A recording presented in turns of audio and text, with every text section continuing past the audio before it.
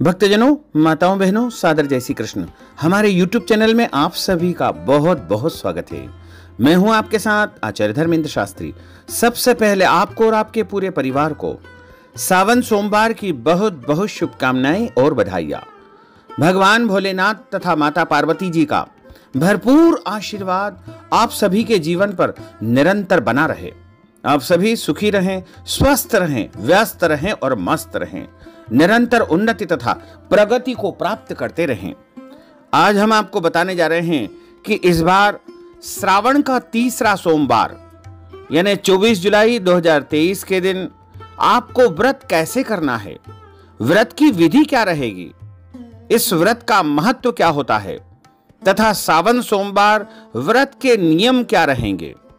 क्योंकि इस बार का जो सावन सोमवार रहेगा वो पुरुषोत्तम मास यानी अधिक मास का श्रावण सोमवार रहेगा।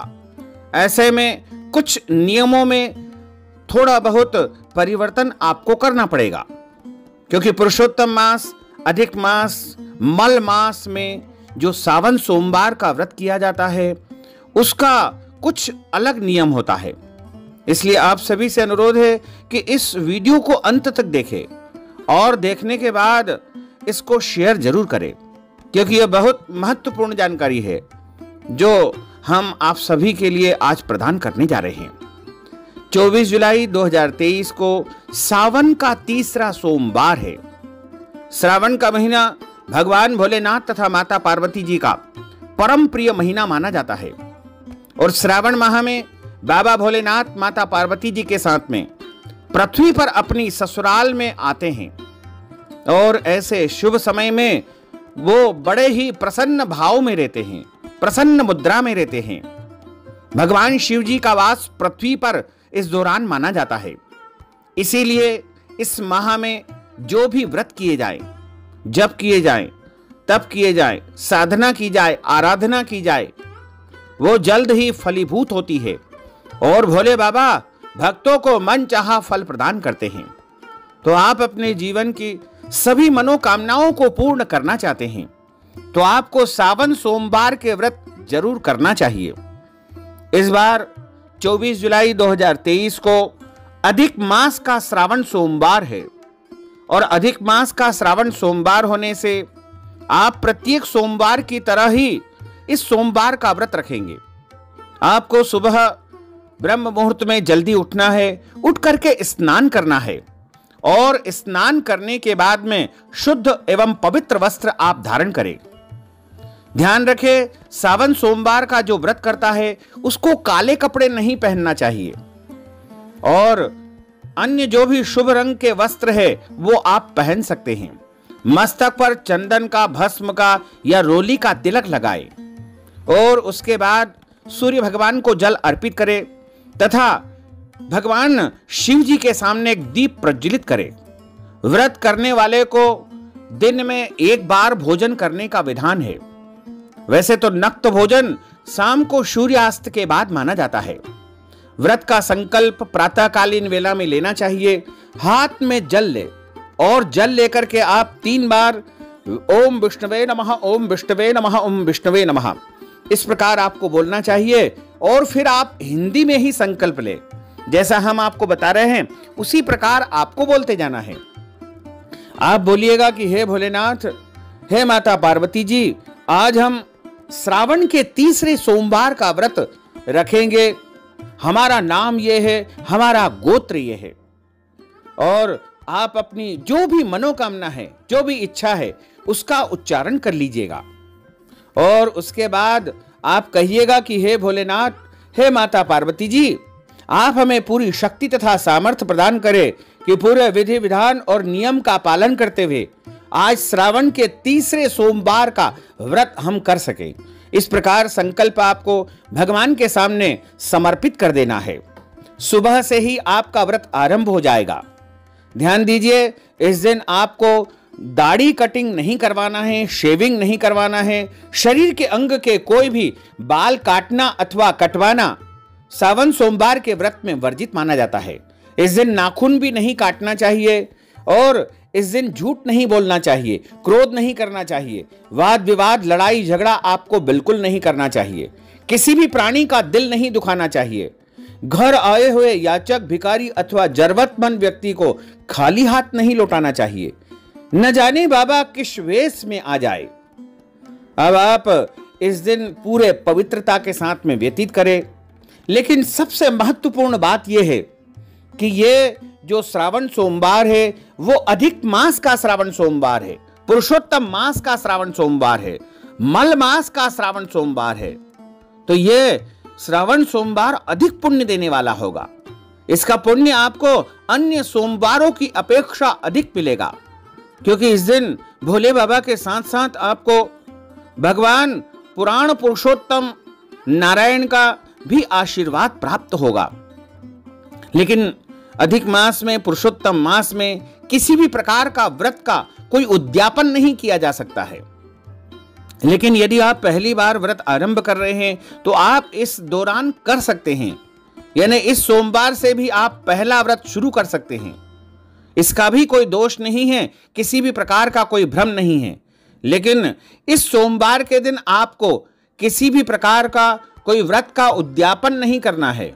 जैसे आप यदि पशुपति व्रत का उद्यापन करते हैं तो वो उद्यापन भी आपको इस सोमवार के दिन नहीं करना है। यदि आप सोमवार व्रत उद्यापन करते हैं वो भी नहीं करना है, या फिर अन्य कोई भी व्रत का उद्यापन यदि आप करते हैं तो वो इस सोमवार को नहीं करना है। बाकी आप पूजा करें, व्रत करें, जप करें, तप करें, दान करें, यानी जो भी कर्म आप करेंगे उसका आपको अधिकस्य अधिकम फलम, साधारण सोमवार की अपेक्षा ये जो अधिक मास का श्रावण सोमवार है इसका आपको करोड़ों गुना पुण्य फल प्राप्त होगा। और इस दिन आप सुबह की वेला में, यानी सुबह के समय शिव मंदिर में जाकर के सबसे पहले भोले बाबा को अक्षत अर्पण करें। अक्षत इसलिए चढ़ाए जाते हैं कि भोले बाबा को आमंत्रित किया जाता है और प्राण प्रतिष्ठित जो मूर्ति होती है उनका आवाहन नहीं होता है, इसलिए वहां पर अक्षत आसन के निमित्त चढ़ाए जाते हैं। और उसके पश्चात उनका ध्यान करने के लिए एक पुष्प और बिलपत्र अर्पण करें। ओम नमः शिवाय इस पंचाक्षरी महामंत्र से उनका ध्यान करें और उसके बाद भोले बाबा को 4 बार जल अर्पित करें। उसके पश्चात भोले बाबा को दूध से स्नान कराएं, फिर शुद्ध जल चढ़ाएं। अब दही से स्नान कराएं, फिर शुद्ध जल चढ़ाएं, फिर घी से स्नान कराएं, फिर शुद्ध जल चढ़ाएं। उसके बाद भोले बाबा को शहद से स्नान करवा करके शुद्ध जल से स्नान कराएं, फिर शक्कर से स्नान करवा करके फिर शुद्ध जल चढ़ाएं और उसके बाद चंदन यानी अष्टगंध के जल से स्नान कराएं। उसके बाद शुद्ध जल चढ़ाएं, फिर इत्र के जल से स्नान कराएं, फिर शुद्ध जल चढ़ाएं। फिर आप गुलाब जल से, सुगंधित द्रव्य से स्नान करा करके शुद्ध जल से स्नान कराएं। उसके बाद आप भांग के भस्म के जल से भी स्नान करा सकते हैं, अक्षत के जल से भी आप स्नान करा सकते हैं, गन्ने के रस से भी भोले बाबा का अभिषेक या स्नान करवा सकते हैं, क्योंकि गन्ने के रस से भोले बाबा को स्नान करवाने से आपको अखंड लक्ष्मी की प्राप्ति होगी। और उसके बाद आप गंगा जल से, तीर्थ जल से स्नान करवा करके भोले बाबा को वस्त्र अर्पित करें। सफेद कपड़ा भोले बाबा को चढ़ाना चाहिए और उसके पश्चात भोले बाबा को जनेऊ जोड़ा यानी यज्ञोपवीत जिसे कहा जाता है वो अर्पण करना चाहिए। उसके पश्चात भोले बाबा को चंदन का तिलक लगाएं और अक्षत यानी चावल गीले करके भोले बाबा को अर्पण करें और उसके पश्चात भोले बाबा को बिल्वपत्र अर्पण करें। बिलपत्र की ऊपर की जो डंडी होती है वो तोड़ करके उल्टे बिलपत्र 3 पत्तियों वाले भोले बाबा को अर्पण करना चाहिए। उसके बाद भोले बाबा को पुष्प चढ़ाएं, सफेद फूल, आंकड़े के फूल, धतूरे के पुष्प। ये पुष्प भोले बाबा को बहुत अधिक प्रिय होते हैं। इसके अलावा कनेर के फूल चढ़ाने से आपको 1 लाख बिलपत्र चढ़ाने का पुष्प का पुण्य प्राप्त होगा। और शमी पत्र चढ़ाएं, आंकड़े के जो पुष्प होते हैं वो, धतूरे के फल वो चढ़ा करके भांग चढ़ाएं, भस्म चढ़ाएं, इत्र चढ़ाएं। और उसके बाद रुद्राक्ष की माला यदि आप अर्पण करना चाहते हैं तो वो भोले बाबा को अर्पण करें।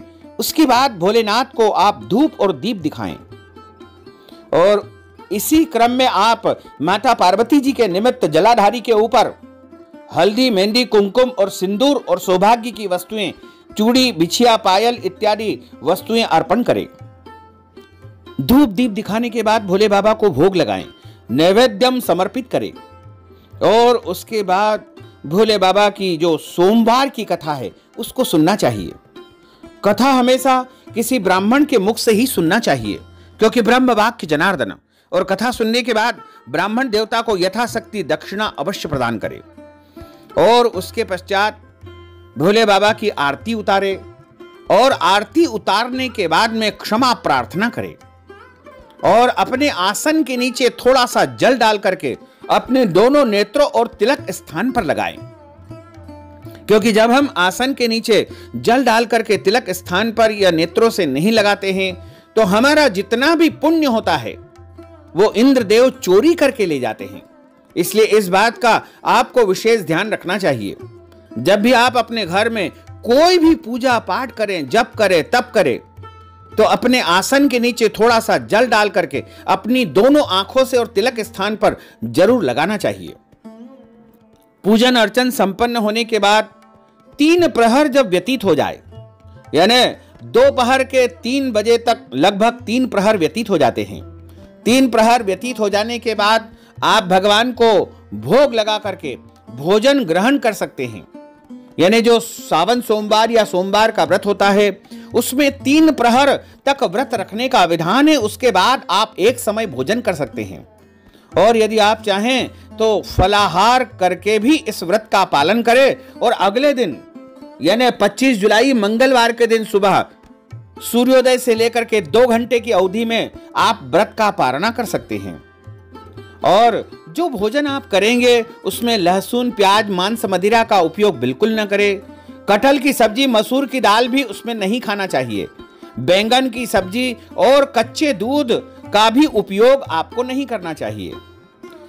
शुद्ध और सात्विक भोजन आपको करना है। दाल, चावल, रोटी या सब्जी पूड़ी या फिर हलवा पूड़ी या फिर अन्य जो भी वस्तुएं आप बनाएं वो शुद्ध और सात्विक तरीके से बना करके पहले भगवान को भोग लगाएं, उसके बाद स्वयं प्रसाद रूप में उसे ग्रहण करें। और सावन सोमवार का जो व्रत करता है उसको पृथ्वी पर सोना चाहिए, ब्रह्मचर्य व्रत का पालन करना चाहिए और भगवत भक्ति में पूरा दिन व्यतीत करना चाहिए।